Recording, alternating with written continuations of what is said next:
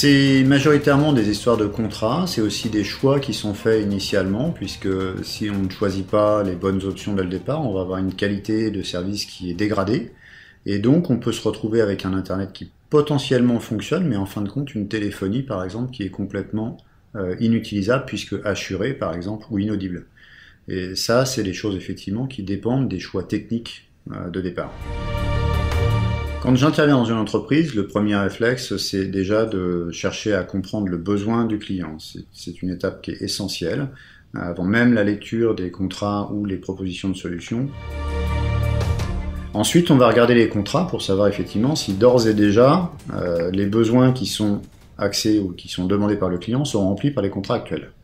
En deuxième lieu, une fois qu'on aura effectivement regardé cette partie-là, on va pouvoir s'assurer que les prix pratiqués sont corrects ou si on peut effectivement améliorer les choses. Si on fait une étude rapide auprès des gens qui sont autour de nous, la grande majorité des personnes regardent la ligne qui est en bas à droite de la facture, ils payent et point barre.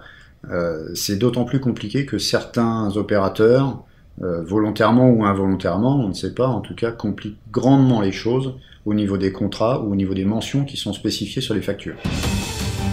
Les petites clauses, grosse blague que l'on a en général sur les contrats, c'est quand on vous parle d'illimité, par exemple, sur de la téléphonie fixe, l'illimité a toujours un garde-fou. Alors, il est large, mais en tout cas, on ne peut pas réellement parler d'illimité.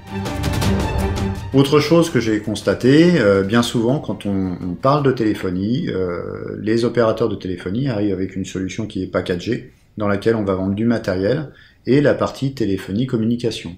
Et pour bien verrouiller le client, on va verrouiller le client sur 5 ans, par exemple, sur le matériel, avec une petite clause là aussi qui explique que si on ne dénonce pas le contrat, à l'issue des 5 ans, on continue, année après année, à payer du matériel qui est finalement déjà payé.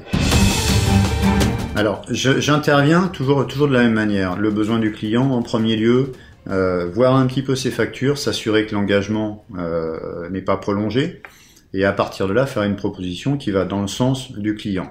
Dans la très grande majorité des cas, on va arriver à une économie financière qui est conséquente, qui est intéressante pour le client, qui va bien souvent payer la part manuelle, frais d'installation. Et dans le moins bon des cas, on va être sur des prix qui vont être à peu près équivalents, par contre avec des fonctionnalités largement supérieures. On est gagnant à tous les coups.